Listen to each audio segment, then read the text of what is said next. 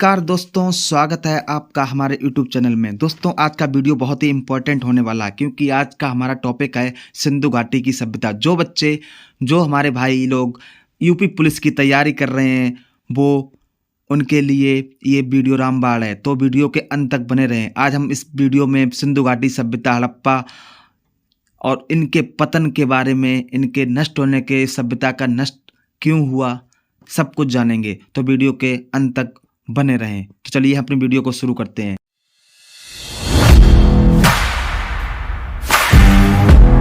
सबसे पहले हम समझते हैं सभ्यता।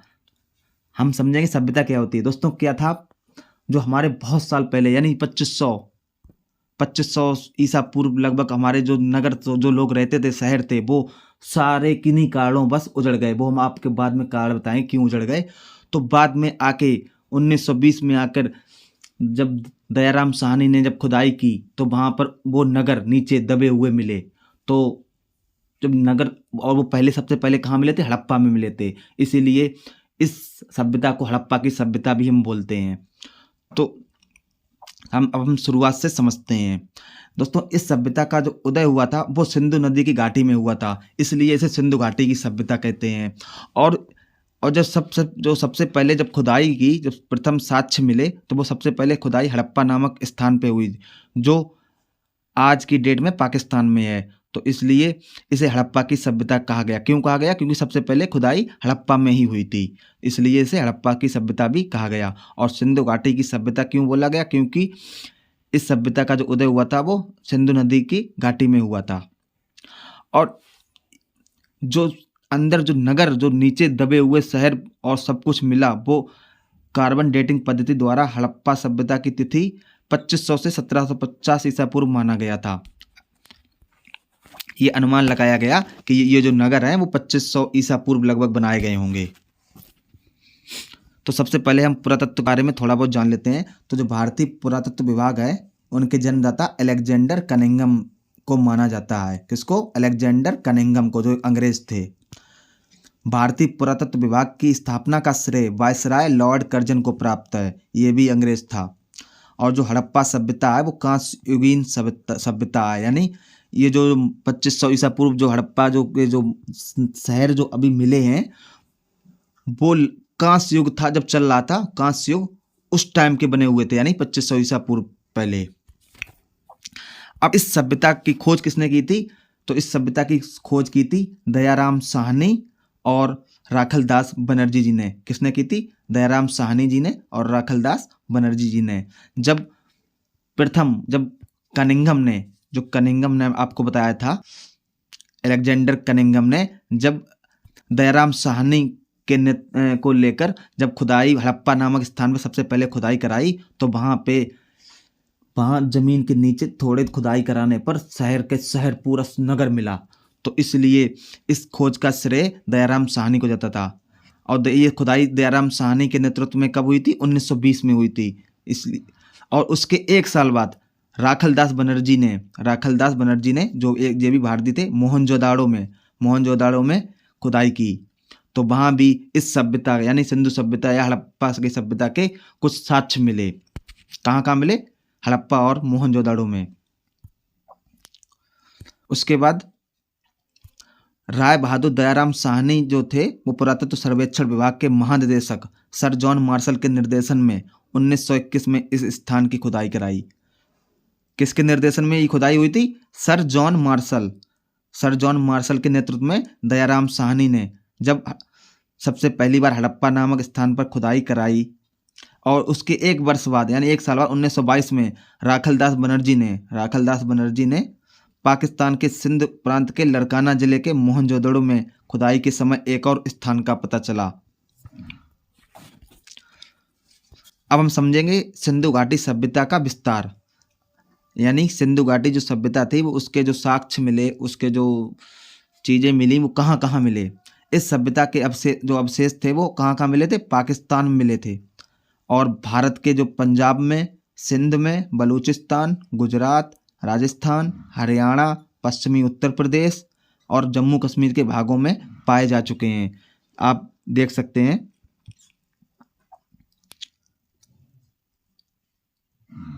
ये आप देख सकते हैं, आप मैप पे देख सकते हैं, ये मांडा, हड़प्पा, मोहनजोदाड़ो, चंदूड़ो, बनावती, राखीगढ़ी, अलमीपुर, ये सारे जगह पर इस सिंधु घाटी सभ्यता के अवशेष प्राप्त हुए हैं, आप देख सकते हैं। और अब हम इसके बारे में विस्तार से समझेंगे। इस सभ्यता का जो कुल क्षेत्रफल था, जो सिंधु घाटी हड़प्पा या हड़प्पा सभ्यता का जो कुल क्षेत्रफल था वो कितना था, 12,99,600 वर्ग किलोमीटर में फैला था। कितना था, 12,99,600 वर्ग किलोमीटर में। और ये कहाँ से कहाँ तक था, ये उत्तर में मांडा यानी जम्मू कश्मीर से लेकर दक्षिण की सीमा दैमाबाद महाराष्ट्र तक यानी 1400 किलोमीटर तक, और पूरब में मेरठ यानी उत्तर प्रदेश से लेकर बलूचिस्तान पश्चिम तक था, यानी 1600 किलोमीटर तक इसका क्षेत्र फैला हुआ था। सिंधु घाटी सभ्यता का क्षेत्रफल कहाँ से कहाँ तक था, पूरब से पश्चिम यानी मेरठ से बलूचिस्तान, और उत्तर दक्षिण में मांडा यानी जम्मू कश्मीर से दैमाबाद महाराष्ट्र तक इसका विस्तार था। अब समझते हैं नदियों के किनारे बसे हड़प्पा कालीन नगर। तो दोस्तों जो हड़प्पा था वो रावी नदी के किनारे था। किसके, रावी नदी के किनारे था। मोहनजोदाड़ो था वो सिंधु नदी, लोथल भोगवा नदी, काली गंगा, घग्गर नदी, रोपड़ फतलज नदी, अलमीपुर हिंडन नदी, कुड़ाल फरफती नदी, बनवाली फरफती नदी, और चंडोनो सिंध नदी। तो जो दोस्तों नदियों किनारे जो हड़प्पा के समय, हड़प्पा कालीन के जो समय के जो नगर थे, जो शहर थे, वो इन नदियों के किनारे थे। ध्यान रखना दोस्तों, ये काफ़ी इंपॉर्टेंट होने वाला है। अब स्क्रीनशॉट ले लें, आप देख सकते हैं। अब ये तो हो गई हड़प्पा नगर, हड़प्पा सभ्यता की बात। अब हम समझेंगे उनके रहन सहन के बारे में। वहाँ के जब हड़प्पा सभ्यता जब जन्मी थी, जब वहाँ के नगर बने थे, तो वहाँ के लोग कैसे रहते थे, क्या करते थे, उसके बारे में समझेंगे। सबसे पहले हम वहाँ के नगर के बारे में जानेंगे, वहाँ की गलियों वलियों के बारे में, कैसी गलियाँ थी, क्या था, आप जानेंगे। तो दोस्तों जो हड़प्पा सभ्यता की जो नगर पद्धति थी वो जाल पद्धति पर आधारित थी, यानी जाल के आकार में वहाँ पे घर बने हुए थे, और नगर में आयताकार वर्गाकार चौड़ी गलियाँ होती थीं। ये आप देख सकते हो, आप चित्र में देख सकते हो, ये देखिए चौड़ी, कितनी चौड़ी गलियाँ हैं। और जो गलियां थीं वो एक दूसरे को समकोण पर काटती थीं, यानी 90 डिग्री के कोण पर काटती थीं।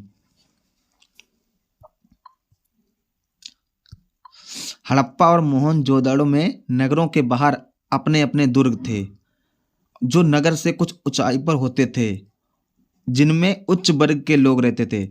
तो दोस्तों हड़प्पा और जो मोहनजोदड़ो में जो साक्ष्य मिले हैं, तो वहाँ पर नगर के बाहर बड़े बड़े दुर्ग होते थे, नगर के बाहर, जहाँ पर जो बड़े लोग रहते थे।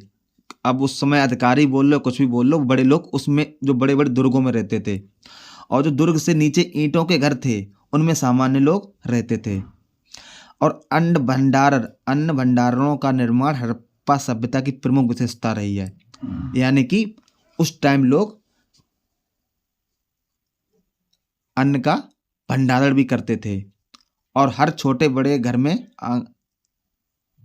आंगन और स्नान घर होता था, यानी कि आज की तरह एक बड़ा आंगन होता था और स्नान घर भी होता था, यानी बाथरूम भी होता था।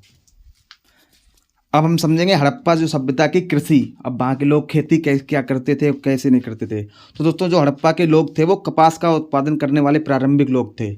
सबसे पहले कपास का उत्पादन हड़प्पा की सभ्यता में ही हुआ था, और गेहूँ और जौ की खेती प्रमुख रूप से पाई गई थी। जो साक्ष्य मिले हैं, जो सबूत मिले हैं, अवशेष मिले हैं, उनसे पता चलता है कि जो कपास का उत्पादन सबसे पहले इन्हीं लोगों ने किया था, हड़प्पा के लोगों ने, और गेहूं और जौ की खेती प्रमुख रूप से करते थे। चावल भूसी के भी साक्ष्य पाए गए हैं, यानी ये चावल धान भी करते थे, और लकड़ी के खम्भों का प्रयोग भी करते थे। लेकिन उन्हें लोहे के औजारों की कोई जानकारी नहीं थी, यानी उस टाइम इन्हें लोहे के औजार ये नहीं जानते थे। और जो इनका आप समझते हैं, इनका पशुपालन, हड़प्पा के लोगों का पशुपालन। तो दोस्तों बकरी, भेड़, बैल, भैंस और सूअर का पालन किया जाता था। ऊंट और गधे का प्रयोग बोझा ढोने में किया जाता था। मतलब वहाँ उस टाइम भी लोग आज की तरह ऊंट और गधे का प्रयोग बोझा ढोने में ही करते थे। और बकरी, बैल, भैंस और सूअर का पालन करते थे, जैसे आज हम पालते हैं।